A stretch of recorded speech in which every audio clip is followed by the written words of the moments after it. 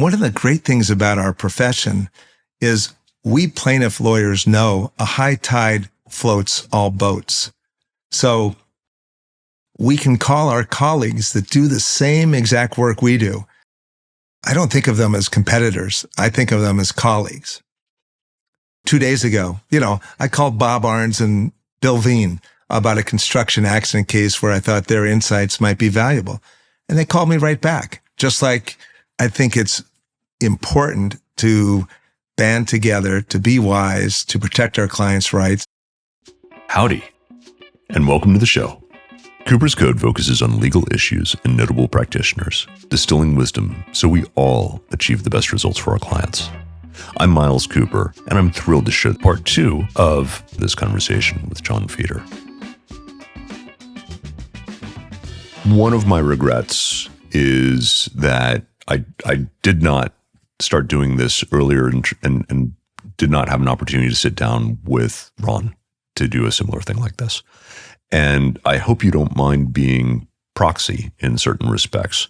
But I was adding up in my head that you were with him, 40-ish years. Yes. And one of the things I was hoping you might be able to help us with are any points of wisdom, any things that you feel you use now that you picked up from your years practicing with Ron. Yeah, I learned so much working with Ron. He was a wonderful partner, a complete character. I learned not to go into the office to say goodbye because he would say, John, I just have a quick question for you. I just have a quick question. I'm only laughing because John Holverson, who is a dear friend, Theo and I had the same thing. You didn't want to be the last person at the office with John.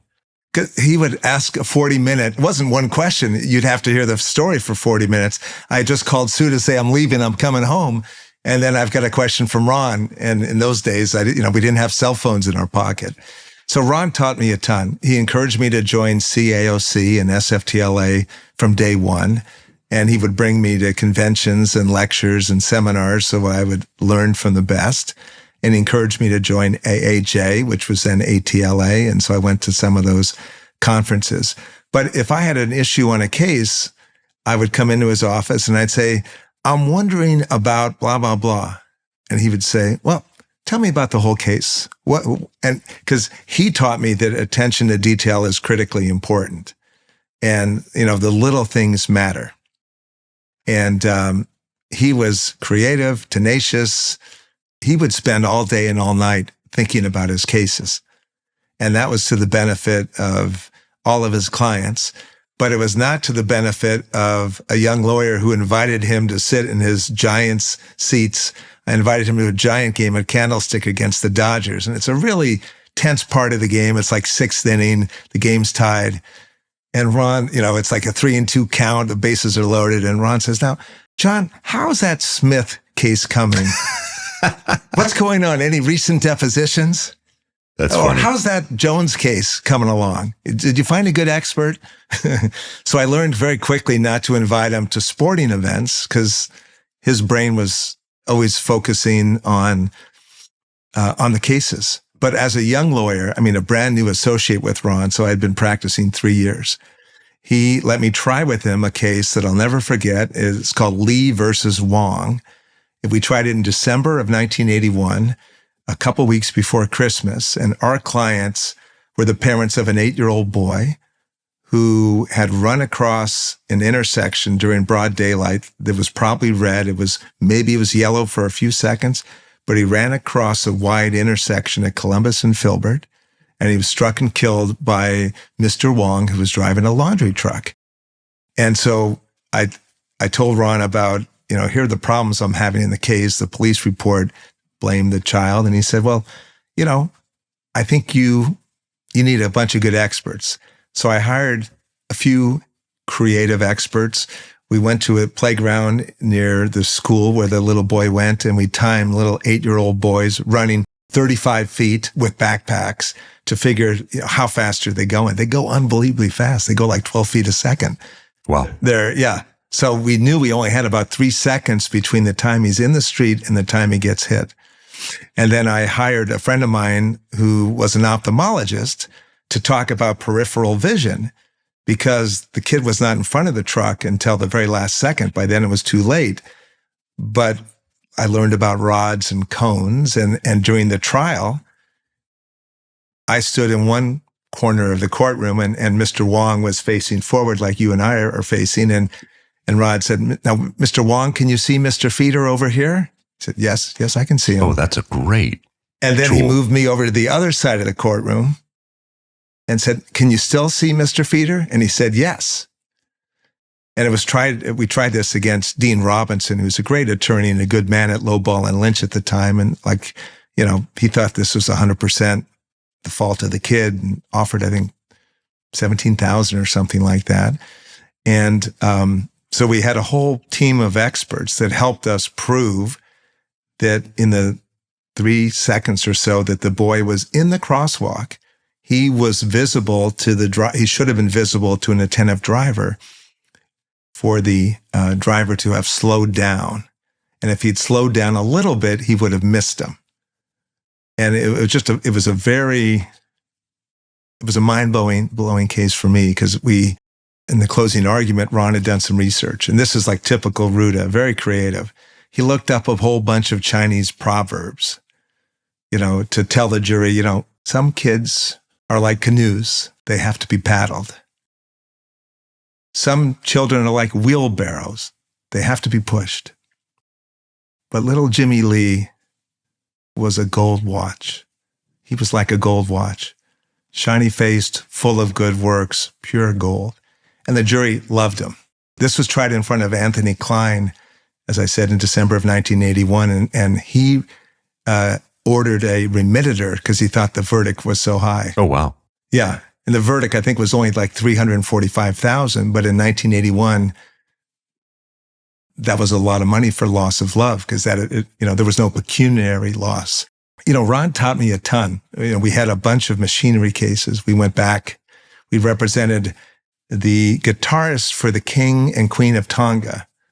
Mr. Kefu lost 3 fingers on his left hand and 3 fingers on his right hand on a punch press.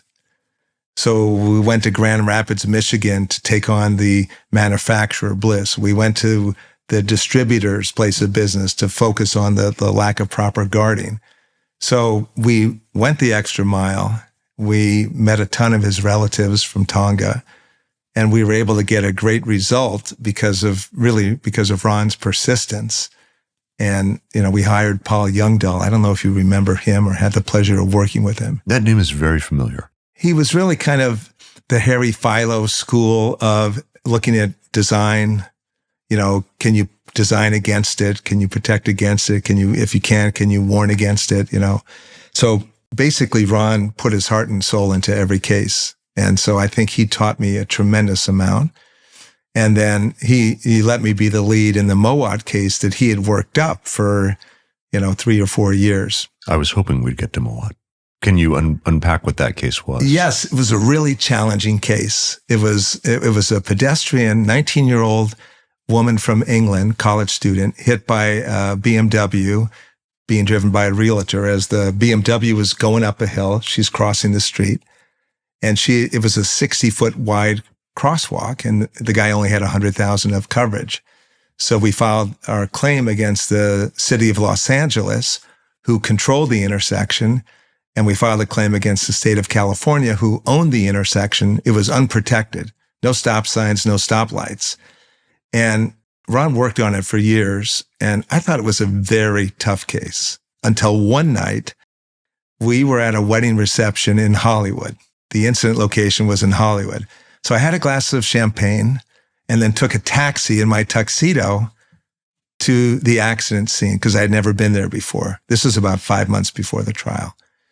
And I realized that when you looked both ways up and down the hill and waited till you saw no headlights coming, it was a nighttime accident, the intersection was so wide, and Highway 101 at the Highland Avenue exit dumped off right above the intersection. So you could look and see nobody coming, but not be able to cross safely without having to run. because cars couldn't see you and they were coming at very high speed. So twice I almost got hit. And so I'm running in my tuxedo to make it to the other side. So I said to myself, this is a really good case. How did you help, either through experts, testimony, demonstratives, how did you help a jury understand? Because I presume you did not have a site visit for that case. We would have loved to have had a site visit. We made a motion, but that, the judge, John Shook, said, no way. He's never done a site visit with a jury. So without that site visit, how did you help the jurors be there and have that same experience that you had at that crosswalk? A couple things that happened very, very fortuitously. I called one of the witnesses who had given a depo about a month before the trial, maybe 2 months before the trial. And I said, her name was Anahit. I said, this trial's coming up the end of January. Are you able to testify? Yes. And Ron had taken her deposition. So I was talking to her. And then she told me she had made a handmade stop sign that was battery powered. So it would light up, it flash. It was the normal, octagon. And that she had made that just for when she had to cross that intersection on her way to the Hollywood Bowl. And she said, I'll let you have it if you would pay me $20 because that's how much it cost me to build it. So that was a key part of the case. We never knew that. She'd never mentioned it. So she comes into court and turned on the light because she said it was impossible to cross this intersection because it was so wide and there was no stop signs for anybody. So that was key. I have to say, what did the city attorneys and the AG's office look like when you brought that in? They were stunned. Yeah. They were stunned. The state had just settled out right at the end of voir dire. We had spent $1 million preparing the case. We hired every highway design expert we could find. And we also got lucky because I took the deposition and I got to take all the expert depos. I kind of fell in love with the case and Ron was thinking, gee, it's so expensive. I took the human factors expert, who you may know, Robert Post. Yes. And I'd worked with him on a couple of cases, but he was against us on this case. But I had been out there, as I was telling you, and he admitted that he was out there one night preparing to take photographs and videos. And so I said, well, Dr. Post, when you were preparing to take these videos, did you have any difficulty crossing the street because it was a trap? You couldn't see cars coming until they were on you. And he said, yes, I did. So he had been hired by the state. The state settled the case. Fortunately, the city of LA filed a joint disclosure of expert witnesses. So they didn't call him, of course, but we played his video a bunch of times during the trial. That was maybe the first time that I had routinely taken adverse expert videos. Because every depo I've taken for 20-something years is now on video, even if I think the witness is not that important. Because all you need is a soundbite. Why is it that you always take it on video, even when you think it is unimportant and perhaps you could save money on that particular unimportant witness? You're looking for impact. You're looking for something that a jury will not forget. And showing the video, people are used to watching things on television now. Showing the video in the courtroom, jury's fascinated by that. And you can, of course, edit it. So you're only playing 2 minutes out of a 4-hour, 3-hour deposition. But when I told the jury, this is the human factors expert hired by the defendant, the city of LA. And they were going nuts that I was showing it. They had forgotten they had jointly disclosed. And so that worked out great. And but 164 million cars had driven through that intersection in the 10 years before our accident, and there were 0 similar accidents. So the defense attorney said, there's no way this is a dangerous condition. And we said, no, you should have prevented, fixed, or guard against the risk. Because if you looked at it, it was a very wide intersection with very limited visibility for a pedestrian. I'm very proud that they took that crosswalk out. I went to see Joni Mitchell at the Hollywood Bowl a couple months ago, and there's no crosswalk there. So I think, one of the great things about doing the work we do is when the defendants make changes, whether it's to their product or their protocols. I had a rape case against Highland Hospital when I was a young lawyer working with Ron. My client got raped she had attempted suicide. She was a dental hygienist whose boyfriend had broken up with her. They were out of bed, so they put her in the wing for the criminally, I don't know if it was a 5150s or something like that. And the doors would not open from the inside. One of those inmates climbed into her room. She couldn't get out because the doors didn't lock from the inside, and she was viciously raped. And her life was completely changed. And the county had, their motions, their immunities, but we thought it was outrageous. And sure enough, we won that case. But I was very proud that they changed their protocols after our case. And we've had that happen in a number of different products too. I mean, you read Grimshaw versus Ford Motor Company. And this, maybe is part of, how we get passionate and radicalized by corporate behavior. But as you know, in that case, Mark Robinson tried it, I think in 1978, or came out as an appellate decision in 79.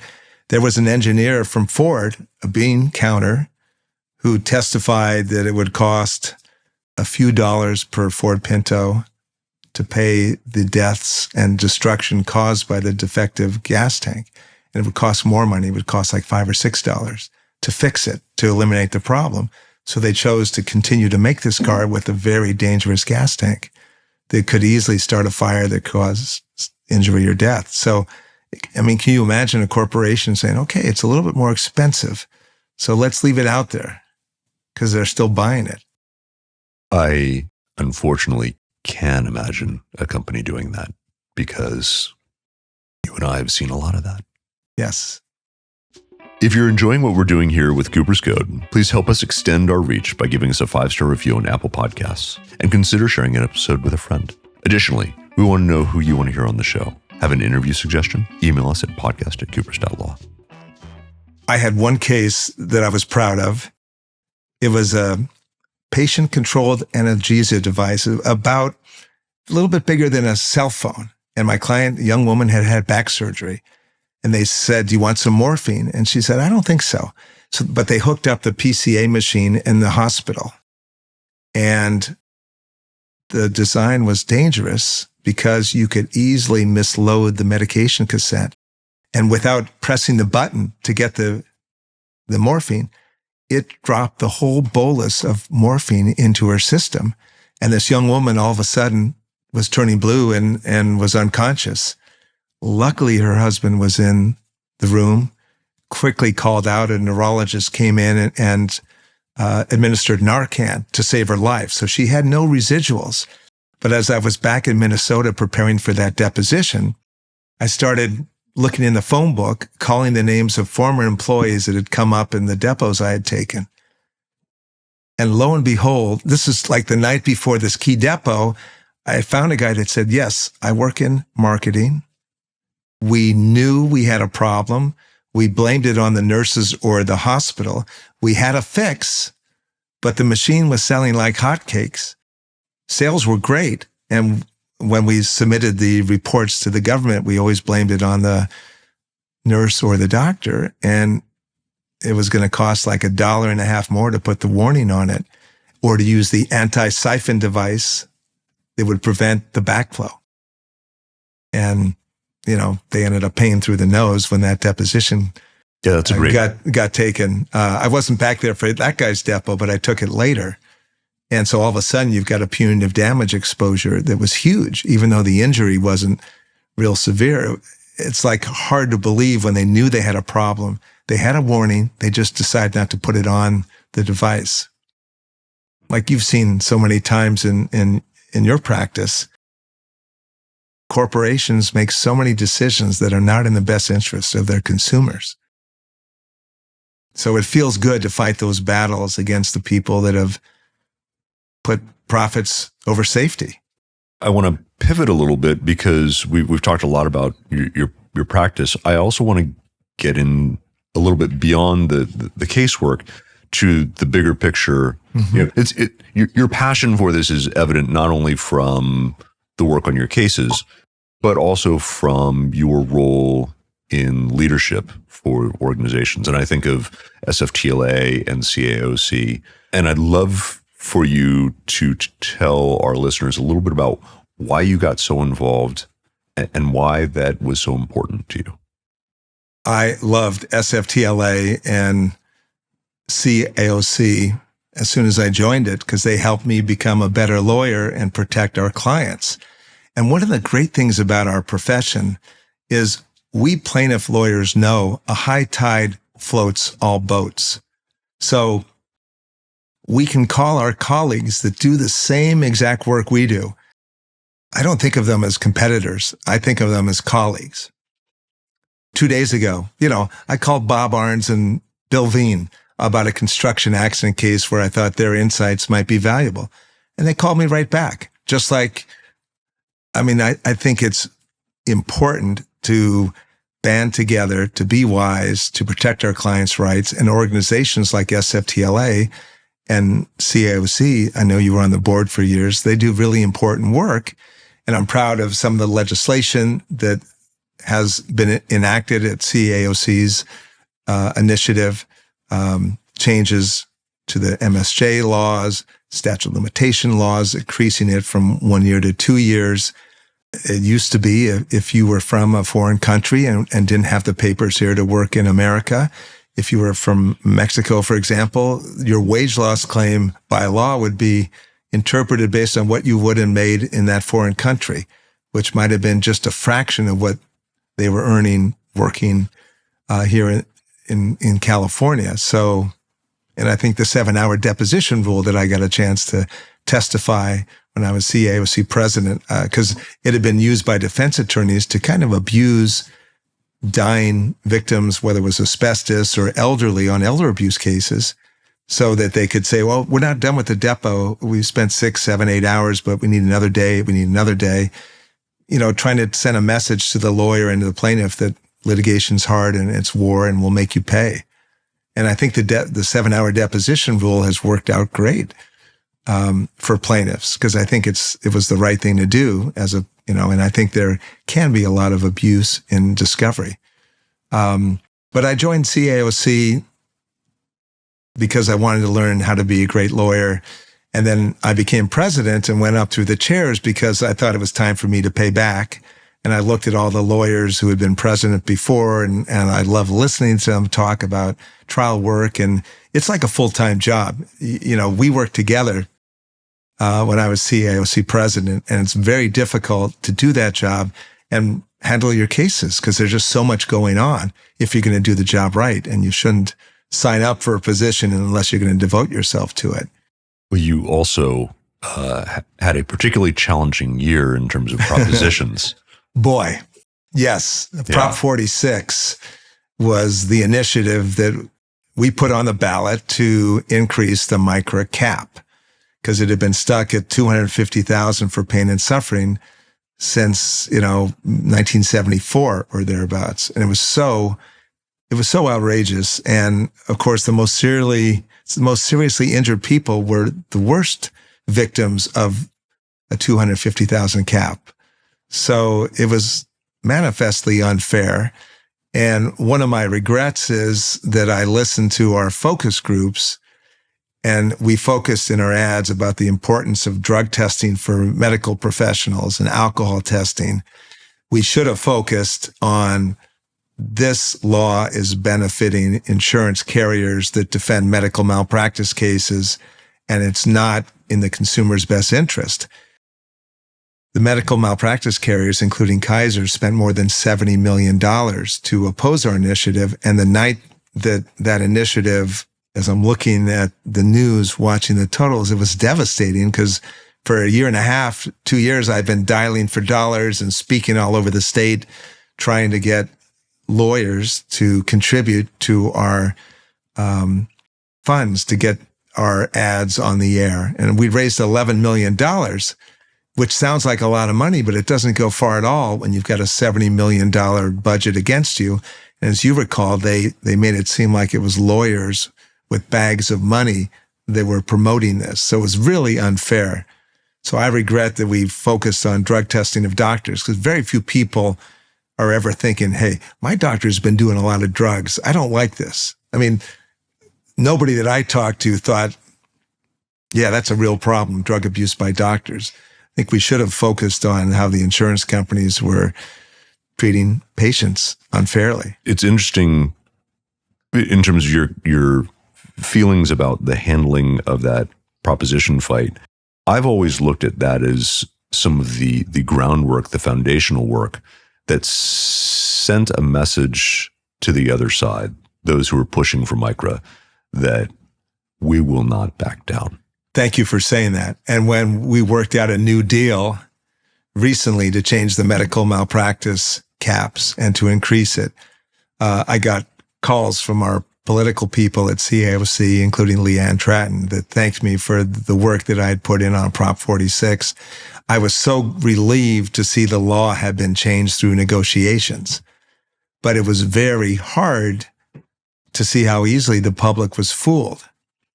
And it's funny because, like you talk to the families that are calling about a potential medical malpractice case, and they didn't really remember the initiative, didn't remember how they voted.